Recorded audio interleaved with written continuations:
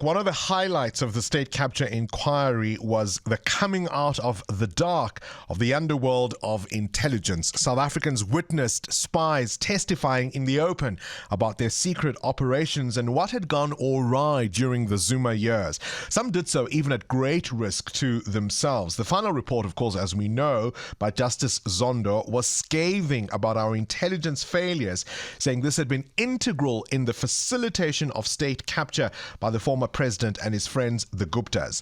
Well, this week, President Ramaphosa appointed Mr. Imtiaz Fazel as the new Inspector General of Intelligence, following a parliamentary approval process. He's risen through the ranks, having previously been a Chief Operating Officer, and he now has the tough task of oversight of the compliance over the service over the next 5 years. It's a pleasure to welcome you, Inspector General. Thank you so much for your time. I understand this is your first interview in this position, so we really, really appreciate you being available.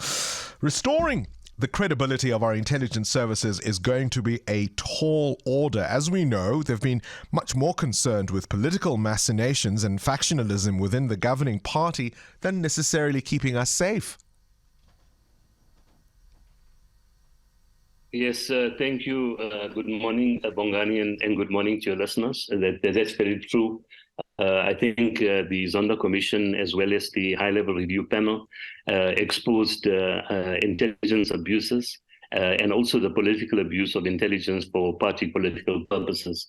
So quite clearly, what we have is dysfunctionality in the intelligence services, starting at the top. So we have a lot of work to do as oversight bodies. I don't believe the Inspector General is working on his own. You also have the Auditor General and the Intelligence Committee at Parliament.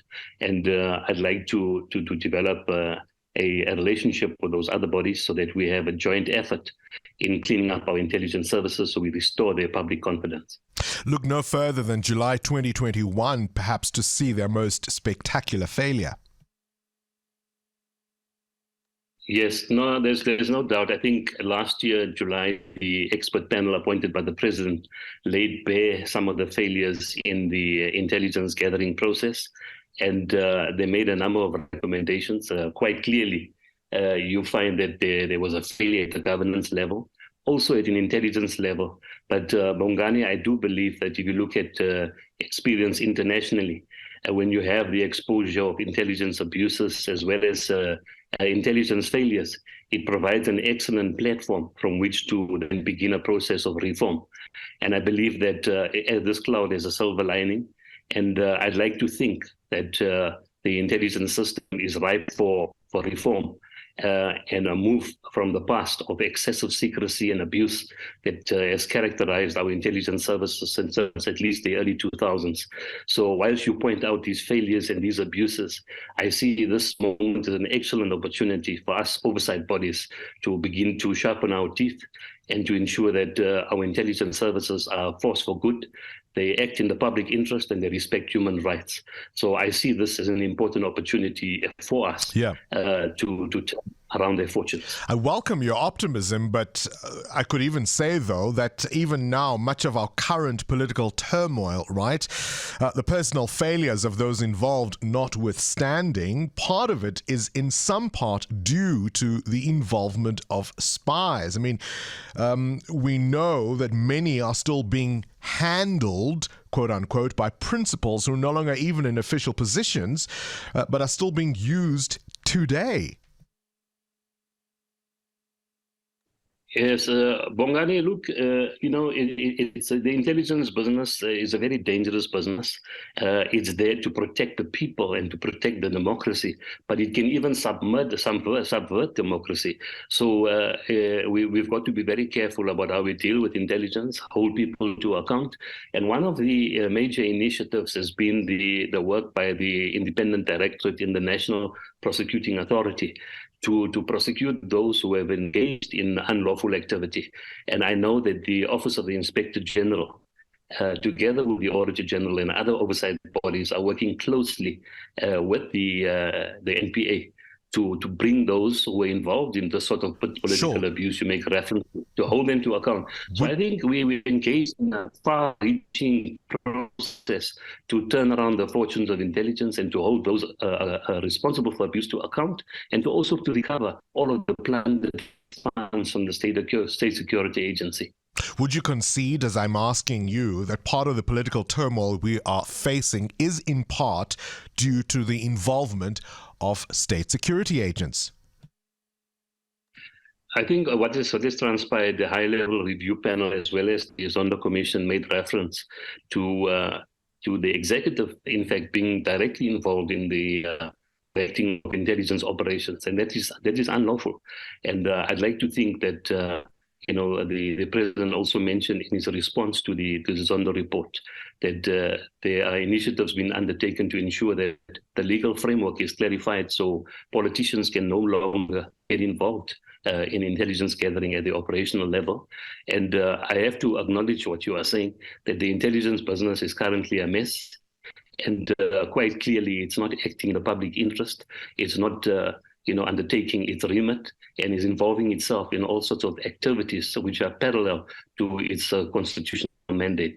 So we have our work cut out, there's no doubt, but I have hope, and I have thoughts and ideas which I would like to share with the Intelligence Committee. And I believe that going forward, we need to restore public confidence in our intelligence services, and they are, in essence, a force for good. I think it's important to acknowledge that intelligence is not alien to democracy. It's a necessary instrument for the advancement of democracy, but many have lost their way, and we need to redirect the services quite clearly. Because, of course, outside of the political shenanigans, there's the destruction of infrastructure, there's alleged ESCOM sabotage, the construction mafia. We're seeing new phenomena, at least to South Africa, things like kidnapping, for example. There's a very clear sense as ordinary citizens that we're on the back foot, we're not being kept safe. Yes, quite clearly, Bongani, and the expert panel reviewing the civil unrest of July last year, they made a reference to that feeling of uncertainty in broader society, with the government and the intelligence services having failed to protect the broader society, and the members of communities and others taking the law into their own hands. So that is acknowledged quite clearly. One of the areas we need to focus on is to ensure that they are fulfilling their duties, dealing with all of these fundamental risks you make reference to, and they begin to neutralize them. What we have is an aspiration for a safe society, and the intelligence services are at the center of it. So one of the areas we need to focus on is their operational effectiveness and the extent to which they're beginning to neutralize these threats. I think you made reference to 5 very clear and important of the priorities that they are focusing on, and we want to see them to succeed.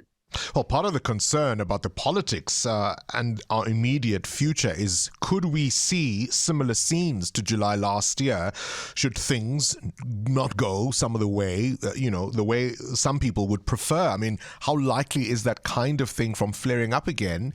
And would we be would we be caught napping once again? Yeah, Bongani, it's difficult for me as an oversight practitioner to answer the question with any sort of credibility. But what is clear is that statements have been made by others that we have this recurring threat where you have the unacceptable levels of poverty, inequality, and unemployment, where 2/3 of our youth are unemployed, and you have these dangers. So any sort of event can trigger another July unrest, and we continually live with this. But I'd like to think that the intelligence services are more prepared than they were when they were caught with their pants down during July last year. And it's one of the areas we want to focus on and ask the very same questions you've now posed to me. Are you prepared? What systems have you put in place to ensure there is no recurrence, that you begin to foresee these events and begin to neutralize and to even disrupt them before they occur? So I'm very much on the same page as you are. How concerning is it to you that most of our conversation has in fact been about internal threats? We haven't even begun to look at, for example, that directive from the US about a potential incident, not a month ago.